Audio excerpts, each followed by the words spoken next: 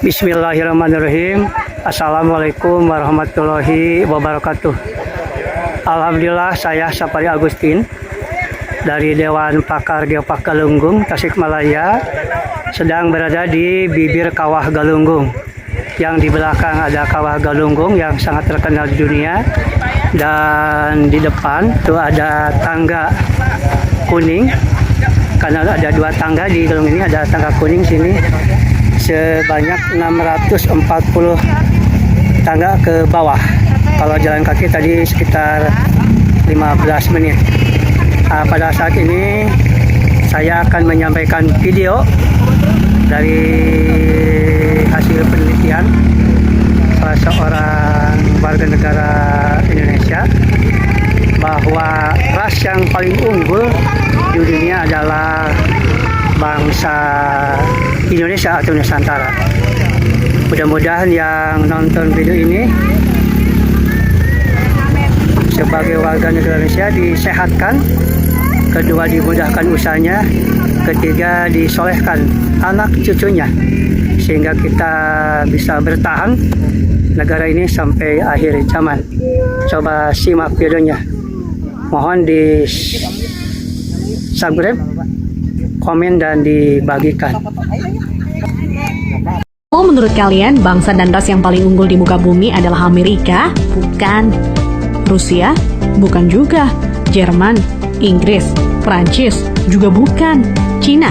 Apalagi? Bukan, guys. Menurut ahli DNA dari Oxford University, Stephen Oppenheimer, pada acara bedah bukunya berjudul Eden in the East, Surga di Timur, bahwa induk peradaban manusia modern bukan berasal dari Mesir, bukan dari Mediterania, dan tidak juga dari Mesopotamia, bukan pula dari Barat apalagi Cina, tetapi peradaban manusia modern justru dari Indonesia. Iya guys, bangsa ini merupakan pewaris tunggal kejayaan bangsa-bangsa besar di masa lalu. Dan agaknya, Profesor Arício Santos dari Brasil pun selaras dengan teori Oppenheimer. Dalam buku Atlantis The Lost Continent Finally Found, ia menyatakan bahwa titik Atlantis itu ada di Sundaland. Jadi guys, kita tidak pantas bersikap kerdil dengan memelihara sindrom inferior akut alias rasa minder terhadap bangsa luar. Kenapa? Karena nenek moyang kita dulu adalah bangsa yang unggul. Nenek moyang bangsa-bangsa. Jelas ya guys? Lantas, kenapa ada sejarawan menyebut bahwa nenek moyang kita itu tidak beradab, bodoh, penyembah berhala? Itu faktor penjajahan atau kolonisasi guys, yakni pembodohan, pengaburan, dan pembengkokan sejarah oleh kaum penjajah. Menurut Julie Lina dalam buku Architect of Deception, Secret of Freemasonry, ada 3 cara melemahkan dan menjajah suatu negeri. Pertama, kaburkan sejarahnya. Kedua, hancurkan bukti-bukti sejarah bangsa itu hingga tidak bisa lagi diteliti dan dibuktikan kebenarannya. 3, putuskan hubungan mereka dengan para leluhur dengan mengatakan bahwa leluhur itu bodoh dan primitif. Guys, sejarah Nusantara ini dibikin oleh kaum penjajah seolah-olah hanya dimulai dari era kemerdekaan atau paling jauh di era Raja-Raja Nusantara dulu versi penjajah. Tahu nggak sih guys, ribuan tahun lalu Nusantara terbagi dalam 3 era loh. Era pertama disebut era Wangsa Keling. Wangsa artinya bangsa, sedang Keling artinya kuat. Jadi, Wangsa Keling maksudnya adalah bangsa yang kuat. Konon di era ini, leluhur kita berekspansi hingga Kamboja, Vietnam atau Indochina, Thailand, Burma, Sri Lanka, India, sampai ke Madagaskar. Raja yang terkenal bernama Shailendra. Tulisan yang dipakai adalah huruf Talawa, di mana modelnya menyerupai huruf Mesir kuno dan Israel. Pusat pemerintahan di sekitar Jogja sampai ke wilayah Dieng. Maka ketika Israel mengklaim masih keturunan Moria, maksudnya adalah Gunung Muria di Dieng guys. Dieng artinya penguasa, kemudian bergeser menjadi Dahnyang atau Dayang, artinya juga penguasa. Setelah Wangsa Keling menghilang, ditengarai munculnya situs Dieng maupun Candi Borobudur. Nah, habisnya era Wangsa Keling ditandai dengan bangunan Bako atau Baki, yang artinya kuburan atau berakhir, dan ditandai dengan berdirinya Candi Boko atau Bako. Era selanjutnya adalah era Medang Kamulyan. Medang artinya kemajuan dan Kamulyan artinya kemuliaan atau kejayaan. Bahwa Medang Kamulyan zaman kemajuan terutama bidang keagamaan. Agama lebih dititik beratkan dalam sistem pendidikan terpadu mulai dari lingkup kecil hingga besar. Rajanya yang terkenal adalah Ratu Boko. Di era itu merupakan cikal bakal munculnya huruf Sangsekerta yang dikenal oleh Aji Saka. Aji artinya sesuatu yang dihormati, dan Saka artinya penyangga, caga, atau tiang. Nah, tiang jika bergeser ke Cina menjadi tian atau Tuhan. Jadi guys, Aji Saka artinya sesuatu yang dihormati karena Tuhannya, atau segala sesuatu yang mengacu pada Tuhan yang sangat dihormati.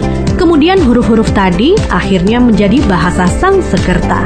Jadi guys, Sangsekerta itu asli berasal dari bumi Nusantara atau Indonesia, bukan dari India.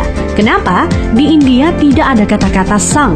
Jika berbasis kata sang, justru lebih dekat ke Cina. Contohnya Chiang Kai-shek, di mana Chiang oleh bangsa Cina dibaca sang. Jadi guys, sang itu berasal dari bahasa asli Indonesia tempo dulu, yakni bahasa Saka. Huruf yang dipakai di era Ratu Boko adalah Sangsekerta. Iya, kerta artinya 4, sedang sang asal kata wangsa atau bangsa. Jadi, Sangsekerta itu 4 bangsa yang meliputi antara lain, pertama, bangsa Qin yang meliputi bangsa Cina sendiri, Vietnam, Laos, dan Kamboja.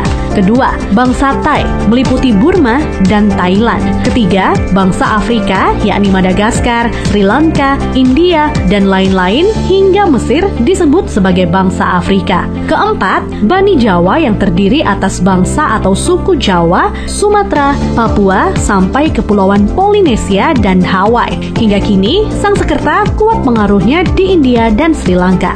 Dari keempat bangsa tersebut, penguasa yang terkenal ialah Ratu Boko. Jika keempat unsur bangsa itu digabungkan, maka timbul istilah Nuswantara atau Nusantara.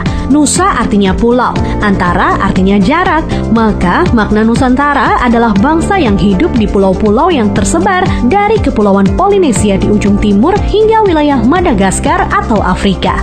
Selanjutnya dari era Medan Kamulyan berganti ke era Kahuripan. Kahuripan artinya kehidupan. Raja yang terkenal adalah Hayam Wuruk atau Brawijaya III yang terkenal dengan sebutan Jumadil Kubro sebagaimana makamnya di Troloyo, Trowulan, Mojokerto. Maksud kata Jumadil adalah Jum'ah atau Jumat yang artinya berkumpul atau bersatu, dan Kubro artinya besar. Jadi Jumadil Kubro maknanya adalah berkumpulnya sesuatu yang besar, atau istilah Sangsekerta disebut Sumpah Palapa. Melalui Sumpah Palapa, Hayam Wuruk berhasrat membangun kembali Nusantara sebagaimana dulu pernah gemilang di era Medan Kamulyan. Ia ingin menyatukan Nusantara yang telah tercerai-berai menjadi beberapa kerajaan atau wilayah kecil-kecil.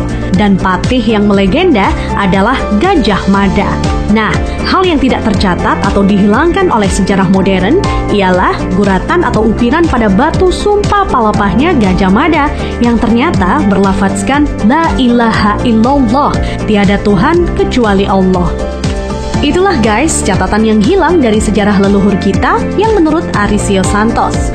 Leluhur kita merupakan nenek moyang bangsa-bangsa. Ya, saya yakin saudara-saudara, ibu-ibu, bapak-bapak, dan generasi penerus yang menonton video ini meyakini bahwa ras dan bangsa yang paling unggul serta beradab di dunia adalah bangsa Indonesia atau Nusantara yang diteliti oleh Oxford University di dalam buku Eden in the East serta Profesor Arisio Santos di Brazil. Ini merupakan suatu penelitian yang sangat menarik sekali, apalagi kita sekarang di awal Agustus ini akan memperingati hari ulang tahun negara Indonesia yang ke-81 tahun. Mudah-mudahan dengan hasil penelitian tersebut kita jangan menjadi bangsa yang minder, kita harus menjadi bangsa yang maju, berkembang untuk menguasai dunia.